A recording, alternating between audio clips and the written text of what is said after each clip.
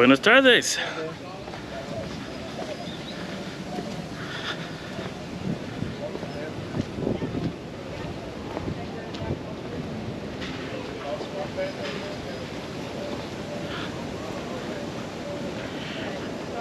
All right, well, the power is out and has been for about an hour, but it's not a power cut like you would normally get or worry about getting down here. We have hotel maintenance going on, and they had to remove the main line coming in from the street so they can put in a new one, which is kind of good.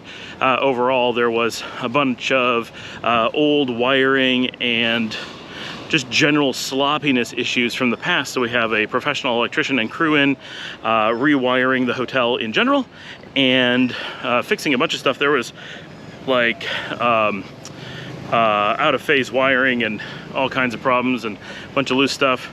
So it was best to have a bunch of work done. So the power's cut off at the hotel right now, and I'm taking this opportunity to go for a walk. How's it going?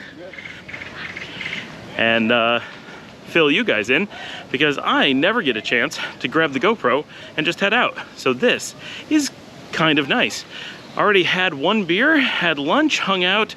Everyone is just sitting out in the restaurant enjoying the fact that there's nothing we can do, more or less, for a little while. So yeah, hotel maintenance. So this is our neighborhood. I am walking north along the street, which is mostly empty, actually, really near the hotel. If you looked as I came out, the Tonya beer truck was sitting out there. We have our deliveries today because it is a holiday on Monday, so this should be not a busy weekend, but not a terribly slow weekend, which is about all you can hope for during the slow season. It's funny, they refer to it as a slow season and tell us how there's not going to be any people at all, but it's almost every week there's like, well, but not this week, because this week's this holiday or that holiday. Buenas tardes. So it just seems consistent that there's always something going on sometime, like weekly, right? And as long as you do something every week, it's not the slow season anymore, it's just the season. I don't know, it's we're learning our way around everything. But so this is the beautiful village. We just went past over here, you can kind of see it across the street, Caracalito. That's a hostel, a Caribbean themed hostel, because if you remember, Nicaragua has an Atlantic coast, which is very, very Caribbean, right? It is the Mosquito Coast. It's the majority of the Mosquito Coast, and they speak English and Creole and have traditional Caribbean culture, just like you would expect anywhere in the Caribbean for the most part.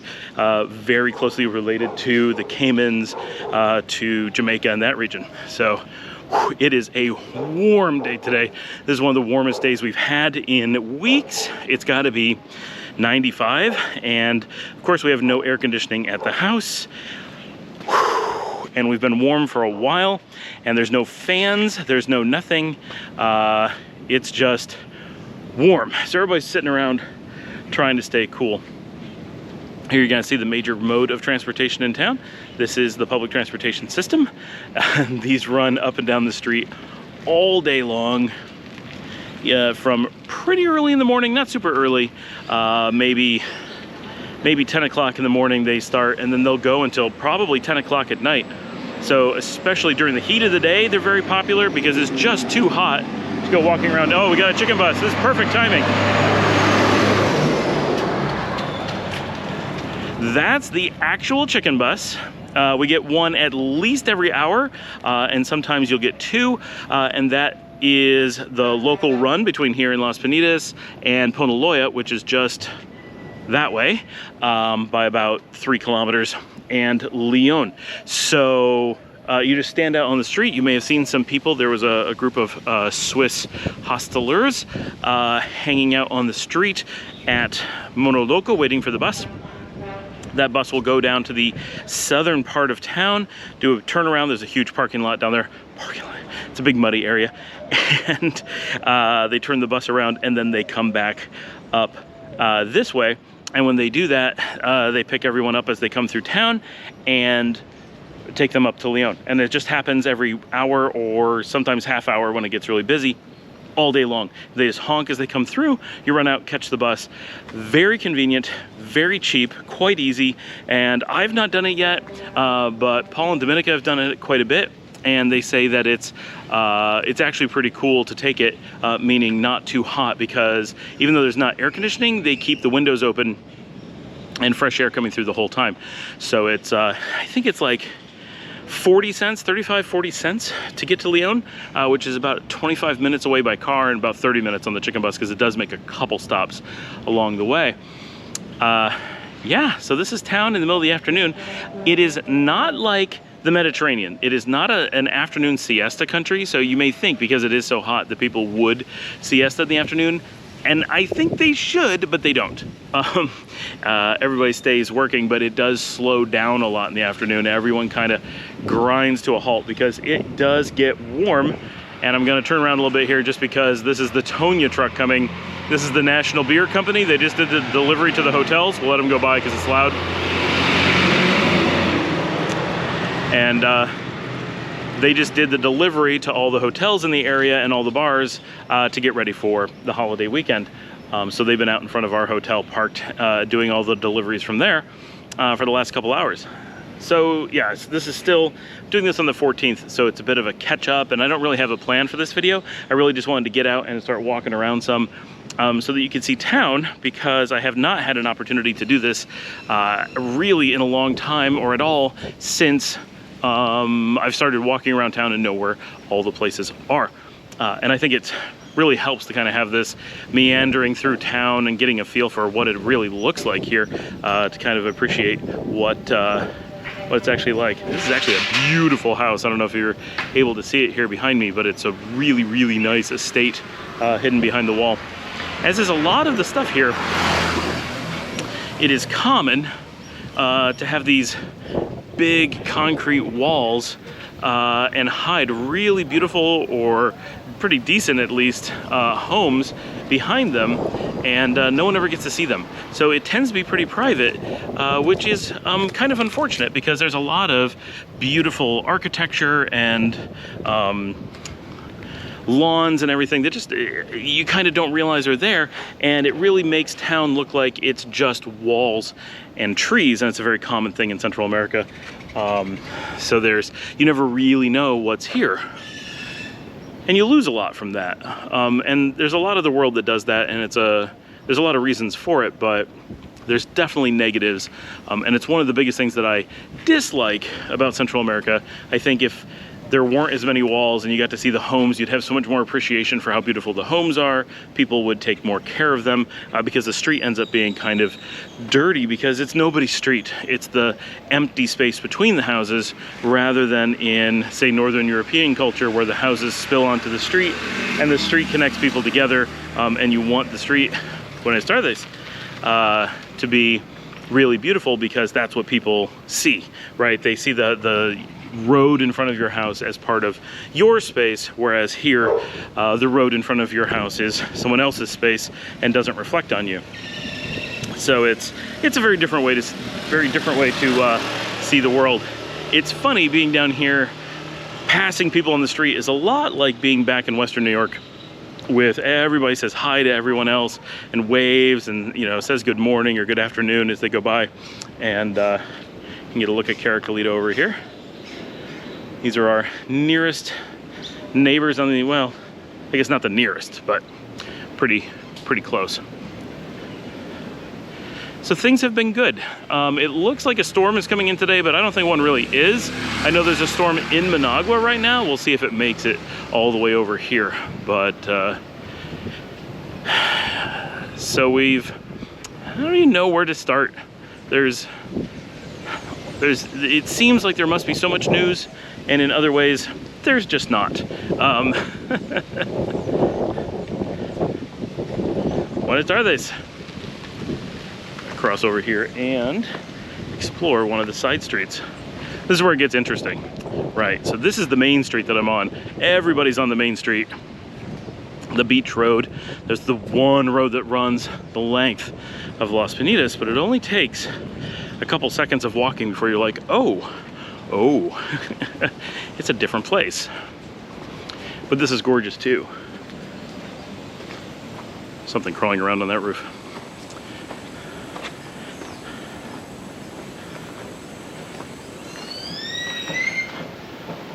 Hopefully when I get back, the power will be on, because I have a lot of work to do. And that's why I never get to make these videos. I have so much work that I get backed up on that I'm spending all my time writing, and so many interruptions that I can just never focus. I'm gonna turn around here a little bit and kind of get a look at how quickly this turns into relatively wild the moment you step off of the main road. But it's really pleasant with the trees and the breeze. Ooh, I'm gonna trip over the rocks. And it's like we stepped into the wild, right? And this is common in this region, that any populated area only goes for so far, and then it only takes a little bit before, boom, you're in, you know, a very relaxed, desolate area with a lot of nature, it's pretty nice. I like that. So there's a lot of, when I go for walks, when I get a chance, because the main road, there's no like secondary roads that run alongside of it for any length. They all just kind of dead end after a little bit. So I don't have a real good chance to like walk country roads anywhere. If I walk down this way, which is quite nice, it only goes for the tiniest little distance and then it dead ends at someone's property. So there's no exploring down this country road. Now if we got out of town, oh, I think we can see the chicken bus going by. If we get out of town, that'll change as we get out on the main road heading out to Leon. Then there's real side roads, and some of them lead off to communities and stuff, other places, and that gets pretty interesting, but that's really far from here. I might be walking 15, 20 kilometers to be able to do any of that, so that's impractical. So that's one thing that I dislike. I wish town was a little bit more two-dimensional, because it's very one-dimensional. It's just a line for the most part. Whereas, say, San Juan del Sur is a square, you can spend a lot of time walking San Juan del Sur and constantly see new things, run into more people. It's much more dense from any given point that you might walk. From here, I have to walk past the same either southbound or northbound places for several kilometers before I can have any hope of getting any variety. It's about 3 or 4 kilometers north before I get to the split going to Leon, and if I take that, it's just wide open country, walking through fields and stuff on a very nice road. And if I go left, then I'm going into Poneloya, and it's another single long road through the beach town. It's very nice, but it has the same, like, you have to walk the same thing every time. So there's a lot of lack of variety in walking. And with the amount of walking that I do, it is a big factor. But I did break out the Lumix today, did a little bit of recording of the beach, but I didn't get a chance to do too much. It's so hot, and there were a lot of people in the hotel. That made it a little bit challenging, because you don't want to be like filming people, and you can't just leave a camera out on the beach because it's too easy for someone to just snatch it. So I got a tiny bit of quality filming done with that, but nothing too exciting. But I'll try to get some as soon as I have some time. I'm gonna try to get a lot of video of like the ocean, and the rocks that we have here are so beautiful, the way that the waves just crash over them all day long, especially when the tide is kind of high and still coming in. You get some really beautiful effects from the waves. We're really loving that. It does not wear out living on the ocean. And the surfers are out today because the waves are pretty strong, so we probably got half a dozen guys out there actively surfing right now, which is really cool. It's a lot of fun to sit and just watch people surf. Yeah, we've done a lot of changes to the hotel, and it's only been 2 months since Dominica and I and the kids have been here, and only 3 months since Paul's been here. In some ways that feels like, man, we just got here, and in other ways it's like, wow, that's a season that we've been running the hotel, which is kind of wild. The humidity out here is killer. The 95 degrees is no big deal. The humidity on a day when it might rain but hasn't, whoo, boy, it gets warm. But we're adapting fast. I mean, this would have been unbearable when we first arrived, and already it's like, you know, I don't mind being out for a walk. I wish I wasn't so sweaty. I wish I could go back to air conditioning. that kind of stuff. It does make carrying a camera a bit difficult, because like when I go out for walks, I don't want to have things in my pocket. Plus, I go out for walks walking the dogs most of the time, and both my hands are completely engaged at every moment. Those dogs are crazy and constantly trying to pull out of my grip. So there's no way for me to even have something in my pockets, let alone something in my hands. I could wear like, you know, a headset or something with a GoPro, but you get sweaty and those things would make it so much worse. So I'm not really clear what a good option is for that. But as the season cools off, we're still on the cooling side. It's getting cooler as the days go by for a little bit. It's not gonna get much cooler, but it's a little bit cooler. As the rain picks up and as I keep adapting to the heat and get more exercise, I said this in an earlier video, I'm walking like 12,000 to 16,000 steps a day, which is like 5 to 6 miles. And I've already lost 31 pounds and am losing on a regular basis. So that's gonna just keep improving. And right as I step over here and say this breeze picked up off the ocean, and it's actually incredibly comfortable for a moment. If it would just stay, I'd cool right down, but it won't continue for too long. I'm gonna turn around because the view, I don't know how well you're gonna be able to see it, but the view over my shoulder through this pasture is really pretty. And that's part of the charm of this region, is these kind of semi-wild spaces and elegant decay. And it's a very calm and quiet kind of motive, if you will. It's so nice to be able to step outside, and there's always people in life, but it's also very calm and relaxed and peaceful, and just, you know, the air coming through the trees. Of course, there's always music anywhere, no matter how remote you are. Of course, I'm not that remote, the main road's right there, but from out in those trees, there's music wafting through. Like, who knows where it's coming from? Always music. Someone's always jamming out. It's just how it is. But you know, after a few months here, consistently, even the kids are like, we just love it here. You know, Luciana is loving going in the ocean. She and Yvonne are out swimming right now. They try to go out almost every day, which is awesome. Liesel is still working herself towards the ocean. We've not found, and we've been here for too long to have not done this yet, so this needs to be a priority, but we've not like found a swimming pool for the kids to use for more normal swimming, but there are swimming pools all over town, so it's just a matter of figuring out who's got one we can use and when, and how do we get there and what's convenient. We need to figure out when I'm not so busy and take one of the pedicabs, there's a name for them and I don't know what it is, and go way down, and there's some nice pools to the north that aren't too far away, and if we rode in one of those cabs, then it wouldn't be bad at all. It'd be a 5-minute ride for 40 cents or whatever it is, and oh, I think it's way less than that. I think it's like 25 cents on those. Dominica and I can just go to a nice restaurant and hang out, get beers or pina coladas or whatever, and then when you do that, then the kids can go swim for free. And at worst, you're paying like a $1 day fee to be able to use a pool, so not a big deal, especially because we're in the ocean most days. Not a big deal to go once in a while to a pool and spend $1. Like, yeah. What else is there to tell? We've been making a lot of changes to the hotel, which I think is great. We have expanded the menu extremely, right? We have so many more items. They're not written on the menu, but we're like posting about them and regularly ordering them, and people are seeing them, and they're getting some interest.